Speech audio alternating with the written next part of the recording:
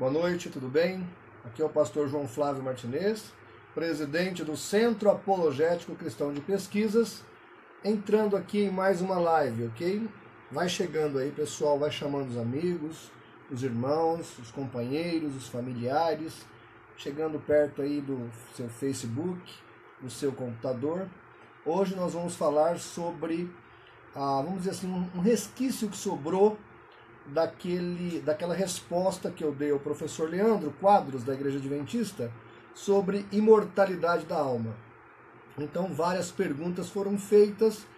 Eu tentei sintetizar em 7 questões a respeito do inferno, ou sobre o inferno. 7 questões sobre o inferno. E nós vamos tratar dessas 7 questões nessa noite, tá? Eu acredito que meia hora será suficiente. Eu não quero falar muito aqui, não quero deixar você, digamos assim, de orelha quente. Eu vou tentar ser objetivo, ser claro e tirar as suas dúvidas, tá? O importante é que as pessoas estão começando a entender a relevância da doutrina da imortalidade da alma. Muitas vezes os irmãos não conseguem entender a relevância disso. Se está dormindo ou se está, digamos assim, consciente, qual a relevância? Com o passar do tempo e com as explicações, as pessoas estão entendendo que o sono da alma ou o aniquilacionismo fere gravemente a doutrina da cristologia, interfere na questão da divindade de Jesus, porque Jesus, sendo 100% Deus e 100% homem, ele foi ao sepulcro e ficou 3 dias ali. E a grande pergunta é, inconsciente, aniquilado? Então, nós começamos a ver que esse assunto, ou este assunto envolvendo a imortalidade da alma, é mais sério do que se imaginava, ok? Então, 7 perguntas que me fizeram sobre o inferno, e eu aqui vou dar a resposta. A primeira pergunta é, como era o Hades dividido, ou como era dividido o Hades antes de Cristo? Tá certo? Então, baseado em Lucas 16, do 19 ao 31, o Hades tinha 3 divisões. Havia a parte do paraíso, onde ficava o seio de Abraão, que seria o local dos salvos, tá certo? Do Velho Testamento, e havia o outro lado desse Hades, que seria o lugar de tormento. E no meio havia um grande abismo, tá certo? Então, esse lugar dos mortos, ou esse mundo subterrâneo, ele era dividido em 3 partes. Paraíso, lugar de sofrimento e abismo. E é engraçado que a Bíblia vai falar dos 3 lugares como lugares separados mesmos. Inclusive, o texto que fala lá em 2 de Pedro 2,4, sobre o local que os demônios ou os anjos caídos são reservados para o castigo, é justamente esse abismo, esse local que está no meio, ou que estava no meio, entre o paraíso e o lugar de sofrimento. Tudo isso chamado de Hades, tá ok? Aí a segunda pergunta, que eu até coloquei um artigo lá no site do CACP, é aonde está o paraíso hoje? Está embaixo ou está debaixo do altar de Deus? Há muitos teólogos, eles entendem que Efésios 4, 8 e 9, que diz assim, quando Jesus subiu às alturas, levou cativo o cativeiro e concedeu dons aos homens. Ora, que quer dizer subiu, senão que também havia descido às regiões inferiores da terra? Então, muitos teólogos, não todos concordam, mas muitos teólogos vão interpretar esse texto da seguinte maneira, Jesus vai até o paraíso, até o Hades, e resgata aquelas pessoas e leva cativo o cativeiro. Para onde? Baseado em Apocalipse 6, 9 e 10, que fala que as almas estavam clamando debaixo do altar de Deus, eles vão entender, e eu corroboro com essa ideia, de que o paraíso, ou o seio de Abraão, ou o terceiro céu, ou o céu, está ali debaixo do altar de Deus. Ok? Então, aonde está o paraíso hoje? Está do lado do Hades, ou do lado do local de sofrimento, que foi registrado por Jesus em Lucas 16, 19 ao 31? Não, nós entendemos que está debaixo do altar de Deus. Há outras concepções. Por exemplo, Tem gente que entende que ainda o paraíso está do lado do local de sofrimento. Existe uma rede ou uma linha teológica que defende essa ideia, tá ok? Outros defendem que o paraíso nunca foi do lado do Hades, ou que ali foi o local, mas que o verdadeiro paraíso era lá embaixo do altar de Deus e que nunca esteve ali do lado. Eu não corroboro com nenhuma dessas duas ideias, tá certo? Porque o fato é que Jesus disse uma história verídica, um fato real, havia um local onde os salvos estavam, conscientes, havia um abismo e havia um lugar de sofrimento. Tá? Eu entendo que esse lugar foi levado cativo e hoje o paraíso, o seio de Abraão, ou terceiro céu, ou o céu, está debaixo do altar de Deus. Essa é minha compreensão, ok? Depois você pode entrar em contato, a gente pode te passar todas as teorias. Como eu mostrei ontem, o livro do Gruden vai colocar todas as possibilidades. A única possibilidade que não é teológica é a do aniquilacionismo, ou sono da alma, defendido por seitas como Testemunha de Jeová e Adventistas do Sétimo Dia. Então, essas teorias não são bíblicas, não são verdadeiras, não são teológicas, ou melhor, teológicas até são, só não são muito bem embasadas. Falta embasamento para essas teologias, tá ok? Afinal de contas, se Lucas 16, do 19 ao 31 é uma parábola, está se referindo a quê? Que parábola é essa?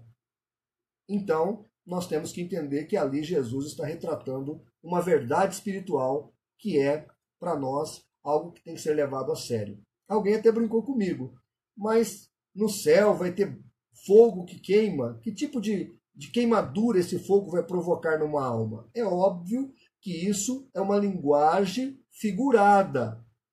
A linguagem para tentar expressar uma realidade espiritual, né? É o antropomorfismo. Então nós estamos tentando, digamos assim, falar do mundo espiritual com uma linguagem humana. Obviamente que isso não é fácil. Se não, observe o Apocalipse. É bem complexo retratar o céu, retratar o mundo espiritual, como João tentou, e você sabe no que deu. Deu no livro do Apocalipse, que não é um livro fácil de ser interpretado, porque é complexo, tá ok? Mas o fato é que Jesus está relatando uma verdade bíblica para o nosso coração. Ou você parte dessa vida salvo e vai para o paraíso, ou vai para o céu, ou você parte dessa vida condenado sem a graça de Deus e vai para o Hades, lugar de tormento. E um dia isso vai ficar pior. Já já vou falar dessa situação dos perdidos e também dos salvos, tá ok? Terceira pergunta, é uma pergunta muito interessante que me fizeram, que é a seguinte pergunta. As testemunhas de Jeová afirmam que o inferno significa sepultura e até dizem que é lugar de descanso e sossego. Mas Jesus, a pergunta é feita, mas Jesus poderia usar outra palavra grega no lugar da palavra Hades? Porque o Senhor Jesus usou a palavra Hades para se referir ao local ou ao mundo dos mortos. E a palavra Hades já era usada no mundo grego para um mundo subterrâneo dos mortos. E Jesus usa a mesma palavra. Claro que ele não vai, digamos assim, concordar com a visão grega, mas ele traz a visão cristã do fato e explica como é esse mundo espiritual. Tá certo? Não havia um barqueiro, não tem como passar de um lado para o outro, mas ele fala que é um lugar real, que é um lugar, digamos assim, espiritual, né? Real e espiritual, aonde essas almas estão guardadas em estado consciente. E eu vou responder essa pergunta com um sonoro sim. Jesus poderia usar outra palavra, que é a palavra minema, tá certo? Ou a palavra minemeion. Esta palavra, ou essa palavra grega, ela significa sepultura. E ele poderia não ter, digamos assim, adotado a palavra Hades, e sim a palavra minema. Se ele queria falar de sepultura, de um estado, digamos assim, inconsciente da alma, Jesus deveria ter usado a palavra minema, mas não. Jesus vem e usa a palavra Hades. Por que ele usa Hades? Porque ele queria expressar uma realidade do mundo espiritual. Ou seja, que você, ao partir desta vida, você vai estar consciente e não inconsciente. Tá certo? Inclusive, eu li o livro da Ellen Goldwhite sobre a parábola, abre aspas, né? Parábola do rico e do Lázaro, que ela falou, entre outros, para os fariseus, né? Ela registra que Jesus falou, entre outros judeus, para os fariseus, e ela vai falar que realmente essa era a visão de muitos que ouviam Jesus. Na verdade, da maioria, tá certo? Da maioria. Inclusive, você que está me assistindo pelo Facebook, depois você pode entrar no YouTube, escreve lá, Judaísmo e Mortalidade da Alma. Tem um rabino que traz uma palestra muito interessante e ele vai falar da cosmovisão, ou da visão que Maimônides traz, que é um exegeta do século XI, XII, do judaísmo, sobre como os judeus da época do Segundo Templo entendiam a vida após a morte. São 4 visões, tá? 4 visões. E lá você vai entender como ele explica. Se der, eu coloco aqui na descrição depois desse vídeo, esse vídeo explicativo de um rabino judaico, tá certo? E ele fala todas as visões, inclusive ele explica que a maioria dos judeus nessa época acreditavam na imortalidade da alma. Então Jesus, ele perdeu uma rica oportunidade de fazer uma correção drástica ali, ó. Não existe, vamos supor que, como ensinam os mortalistas, né? Ó, não existe esse negócio de vida após a morte. Então ele tinha que contar um outro tipo de parábola e não dizer ou afirmar o que ele afirmou em Lucas 16, do 19 ao 31, tá certo? Então, é muito claro que o Senhor Jesus sabia o que estava dizendo. Ele também acreditava que a vida após a morte é consciente, existe um lugar para os mortos em Cristo ou os mortos salvos, e existe um lugar para os perdidos. O que não existe é alma penada. Aí, para as almas para as pessoas que acham que existe alma penada, Eclesiastes, capítulo 9, 5 e 6, se aplica bem a essas pessoas, porque o texto de Eclesiastes se refere a almas debaixo do sol, ou seja, a alma que morreu não tem nenhuma atividade aonde? Debaixo do sol. Aqui, ela não tem mais vez. Então, eu vi a alma do fulano, a alma do Beltrano, é encargo de consciência essa visão que você teve, porque não foi uma visão bíblica, não foi uma visão real. Os mortos salvos estão guardados em um determinado local e os mortos perdidos estão guardados em outro local. Inclusive, eu acho que tem uma pergunta aqui que já vou falar sobre essa questão.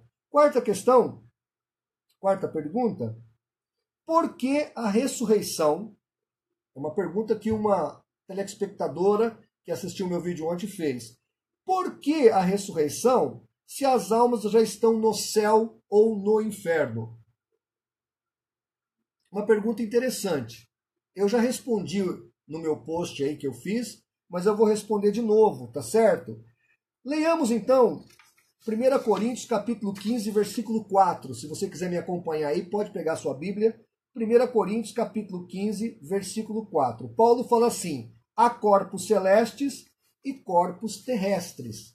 Mas uma é a glória do celeste e outra é a glória dos terrestres. 1 Coríntios 15, 4. Deixa eu te explicar uma coisa, você que está assistindo a gente.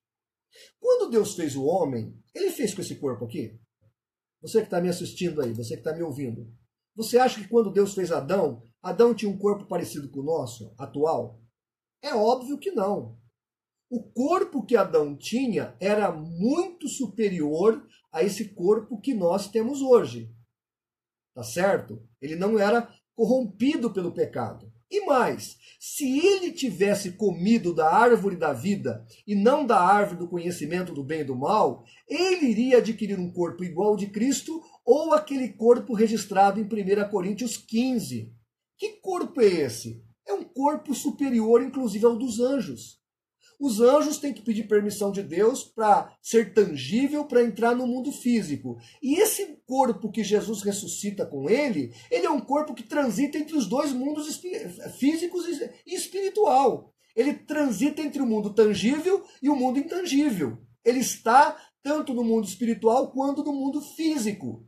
Ele come peixe e, ao mesmo tempo, atravessa uma parede. É esse corpo que Deus tinha projetado para nós. Acredito eu, e a minha conjectura é bem pertinente, que nós vamos experimentar digamos assim, uma glória superior àquela que os anjos podem experimentar com seus corpos.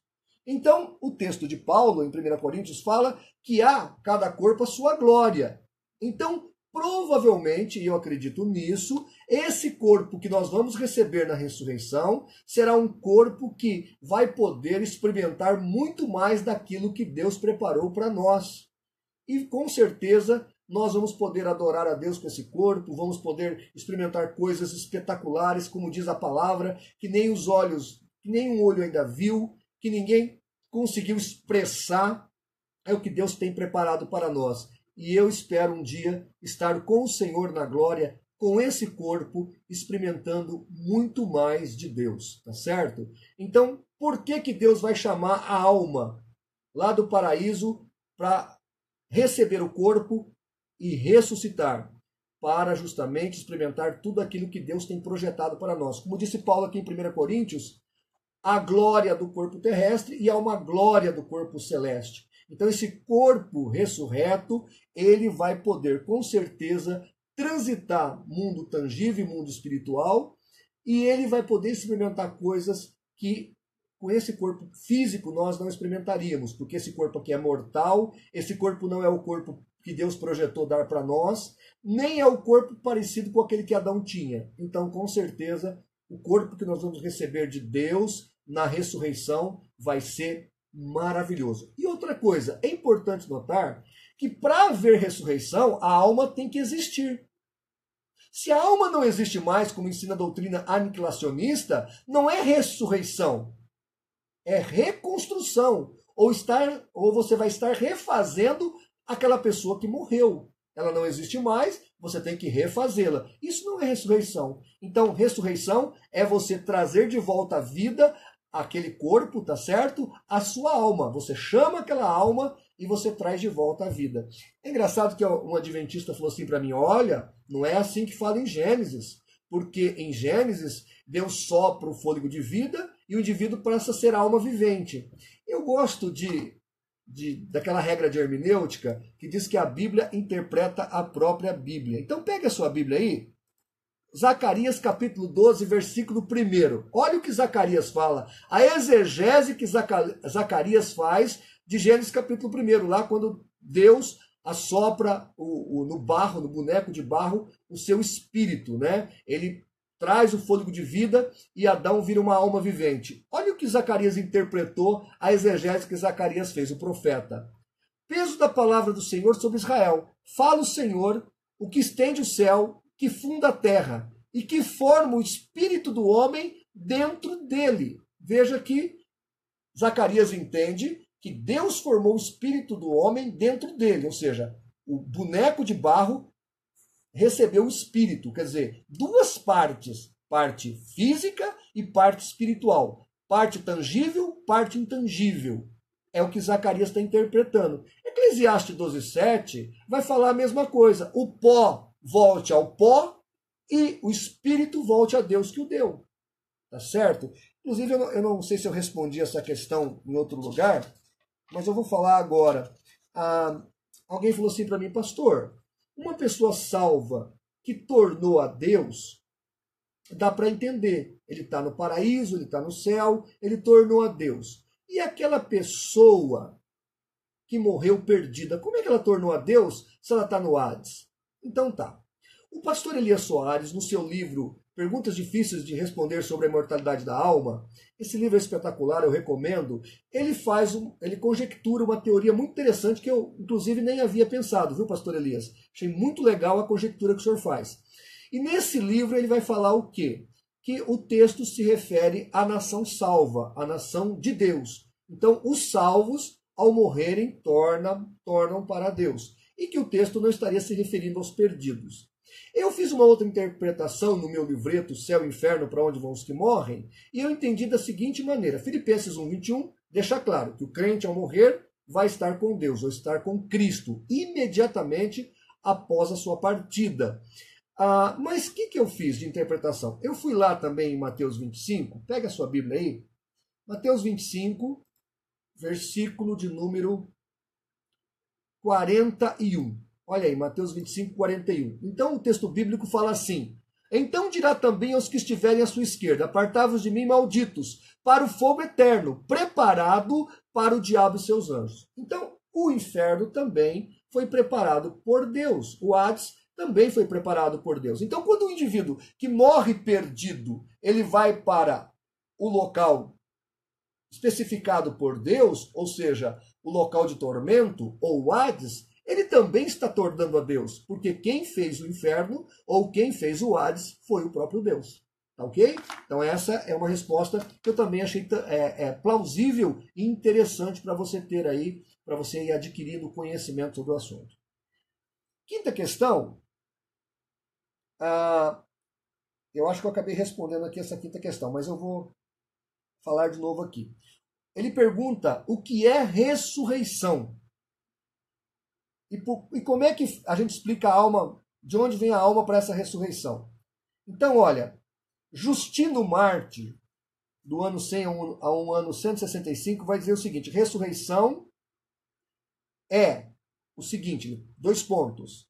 É a volta do indivíduo ao seu corpo carnal. Esse indivíduo volta, a sua alma volta para esse corpo carnal e esse corpo carnal é ressuscitado. Então a ressurreição sempre tem a ver com o corpo que o indivíduo tinha. Os espíritas fazem uma confusão com reencarnação. Então seria um novo corpo. Inclusive, eu achei interessante uma tese interpretativa sobre os fariseus, que é o seguinte: eles até falam que os salvos vão adquirir um novo corpo. Alguns esotéricos, dentro do próprio judaísmo, interpretam que é a mesma visão ou similar ao kardecismo, que o indivíduo vai adquirir um novo corpo. Mas muitos entendem que esse novo corpo nada mais é do que um corpo diferente e ressurreto. Então é aquele mesmo corpo, mas com uma, digamos assim, com uma recalchutada. É o que vai acontecer em 1 Coríntios 15. Nós vamos receber um corpo glorificado, mas é o mesmo corpo. Esse corpo mortal vai ser revestido da imortalidade, tá ok? Então, Justino Mártir, ele vai corroborar com essa interpretação ou essa visão que nós temos hoje. A ressurreição dos salvos é registrada em 1 Tessalonicenses 4,16, além de 1 Coríntios 15. A ressurreição dos perdidos é registrado em Apocalipse 20, de 13 a 15. E aqui eu quero ler, porque você vai entender que a alma do indivíduo é chamada. A alma dele é chamada. Olha lá, Apocalipse 20, de 13 a 15. E deu o mar os mortos que nele havia, e a morte e o inferno deram os mortos que nele havia. E foram julgados cada um segundo as suas obras. E a morte e o inferno foram lançados no lago de fogo. Esta é a segunda morte. E aquele que não foi achado escrito no livro da vida foi lançado no lago do fogo. Então, olha o que eu estou dizendo aqui para você. A palavra aqui é Hades. O Hades foi chamado. Aquelas pessoas que estavam no tormento, elas foram chamadas. É o que está dizendo aqui. E esse Hades soltou essas pessoas. O Hades veio. E elas ressuscitaram. Foram julgadas, condenadas e jogadas aonde? Na geena eterna. Está entendendo? Então, a alma delas foram chamadas. Quando o texto bíblico fala e o Hades deram os seus mortos, está se referindo àquelas almas que estão guardadas ali para o dia do julgamento. Ou seja, conscientes. Então, essas almas conscientes vêm aos seus corpos, esses corpos são ressuscitados e eles vão passar pelo julgamento. A grande dúvida é que tipo de corpo é esse, porque a Bíblia não fala. Mas eles também serão imortais lá na geena, porque a geena é eterna. Apocalipse 14, 11 em diante, vai dizer que o seu tormento sobe para todo sempre. Tá ok? Ai, pastor, mas não parece tão justo. Olha, cuidado com a mente carnal para julgar as questões espirituais. Tem um livro muito interessante do Lee Strobel chamado Em Defesa da Fé. E ele faz um questionamento interessante. É justo também o indivíduo ser aniquilado? Ou ser aniquilado é mais bondade do que ficar no inferno com um grau de intensidade menor de sofrimento? Lee Strobel faz essa pergunta. Porque no inferno viu, professor Leandro Quadros? O Hitler vai queimar de 1 grau de sofrimento. É como no céu, nós vamos ter graus de galardoamento no céu. Né? São vários graus de galardoamento. Há aquele também que não vai ter galardão nenhum no céu. E no inferno é um tipo de galardão que o indivíduo vai receber ao contrário, às avessas. Então, um vai sofrer mais pela eternidade toda e outro vai sofrer menos. Agora, a pergunta seria, aniquilar um indivíduo que vai sofrer menos é mais bondade do que deixar ele existindo? Que bondade é essa também? Então, tudo isso aí é uma questão de conceito humano. Nós temos que ver o que a palavra de Deus está dizendo sobre o assunto. E outra coisa, nós temos que parar de ter medo da opinião pública. O que vão dizer? O Charles Taze Russell fala no seu livro, né? Os ateus me deixaram em situação complicada porque eu não pude explicar o amor de Deus diante do inferno. Então, quer dizer, essa ideia do politicamente correto, de ir na televisão, né? Falar que, né? Inclusive, há pouco tempo atrás, vieram falar do suicídio, querendo colocar os suicidas nos céus. E agora não querem mais pregar sobre a realidade do inferno. Isso é muito complicado. Nós precisamos pregar a Bíblia e esquecer essa concepção humana da questão. Nós precisamos ser fiéis à palavra de Deus. Então, agora a sexta pergunta. Faltam 2 perguntas apenas, eu estou quase terminando. A sexta pergunta é a seguinte: como um Deus de amor vai proporcionar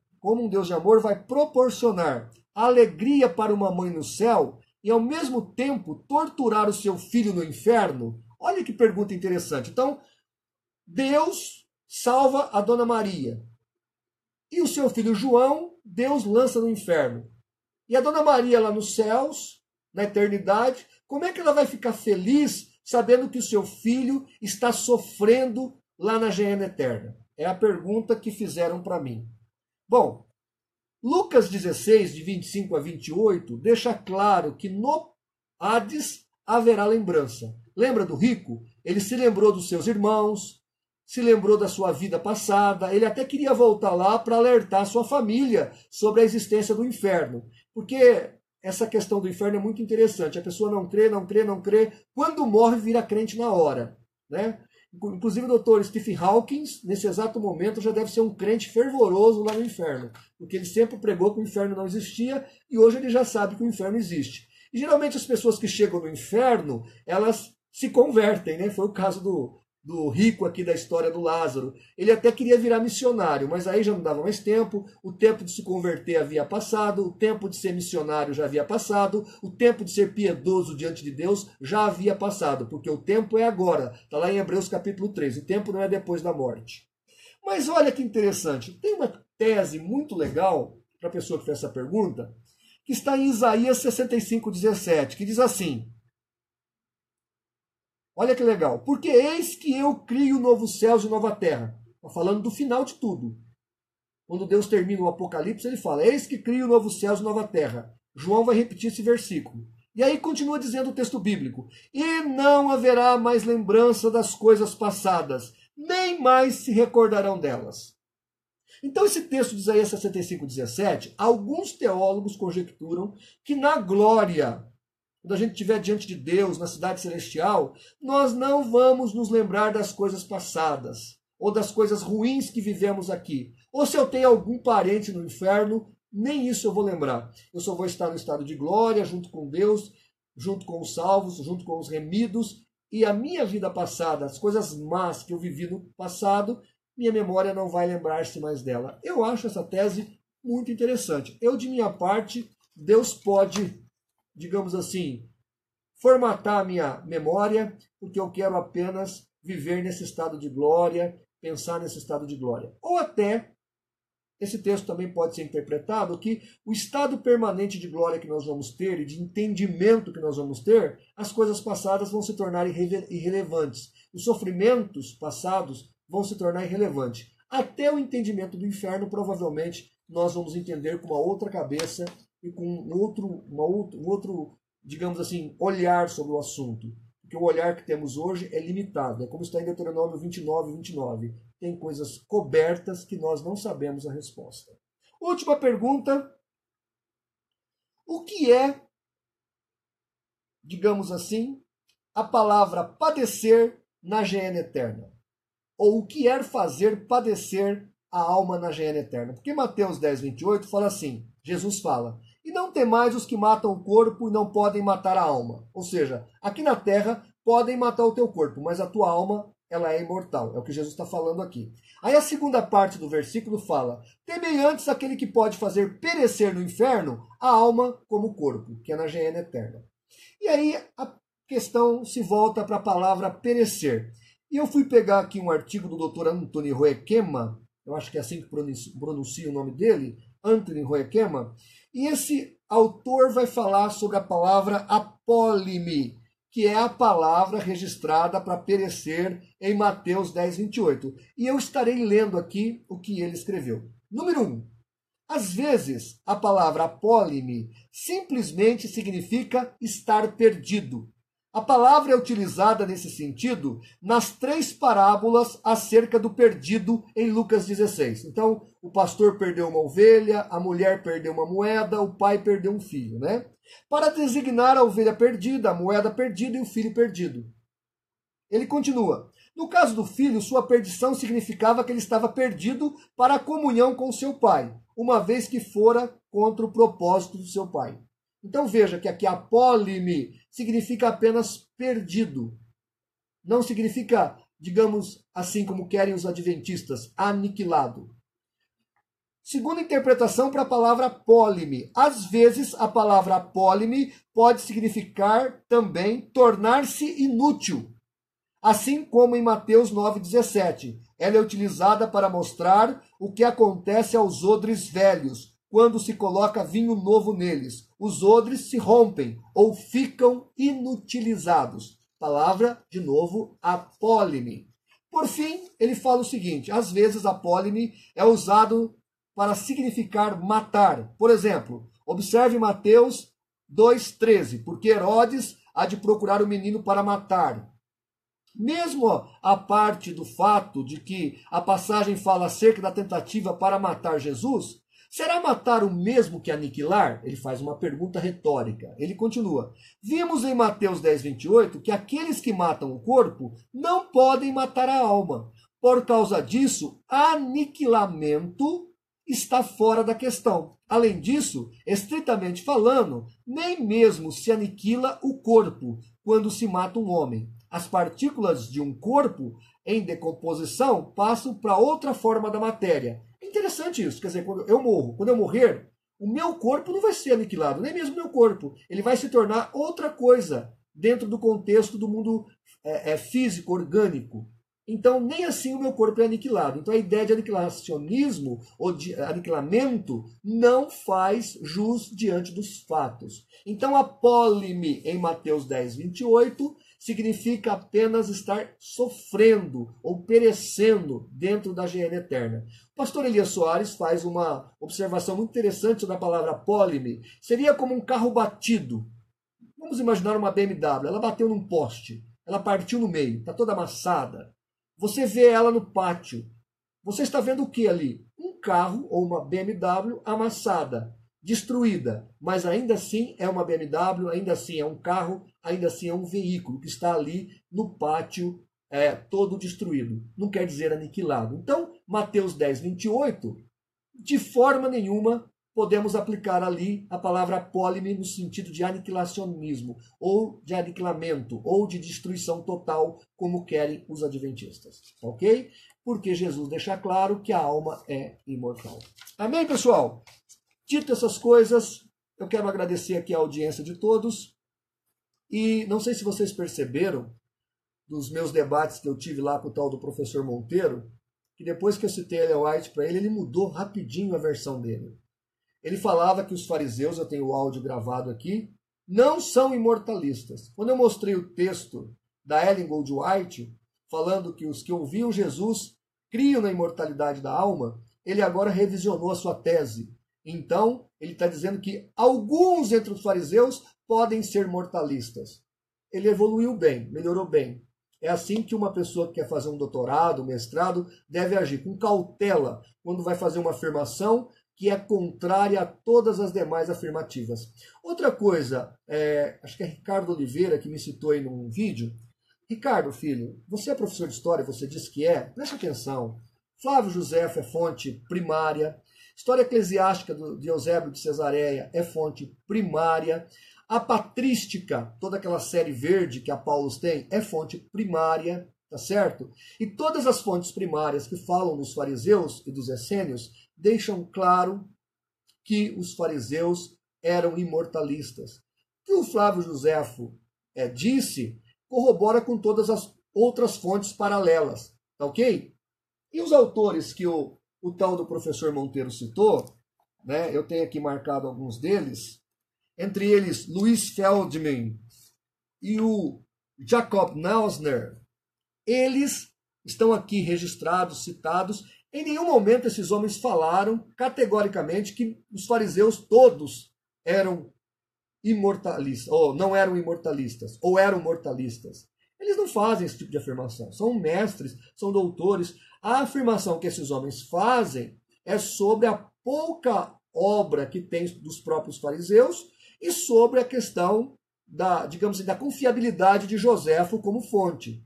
Tá? Eu jamais iria entrar por essa linha de raciocínio, porque para mim, como cristão historiador, eu defendo a fonte como fidedigna, porque Joséfo é uma das evidências do Jesus histórico. Ele cita Jesus Cristo. Então, quando o nosso amigo professor Sérgio Monteiro tentou argumentar nesse sentido, para desvincular Paulo da imortalidade da alma, porque ele se diz que cria como os fariseus neste aspecto, o professor Sérgio Monteiro vai contradizer a sua profetisa, vai contradizer todas as fontes históricas e vai até contradizer o historiador Joséfo, que é uma das fontes que provam a existência do Jesus histórico. Ok? Dito essas coisas, mais uma live feita. Muito obrigado pela audiência. Você pode compartilhar, você pode divulgar o nosso trabalho. Divulgue o nosso site www.cacp.org.br.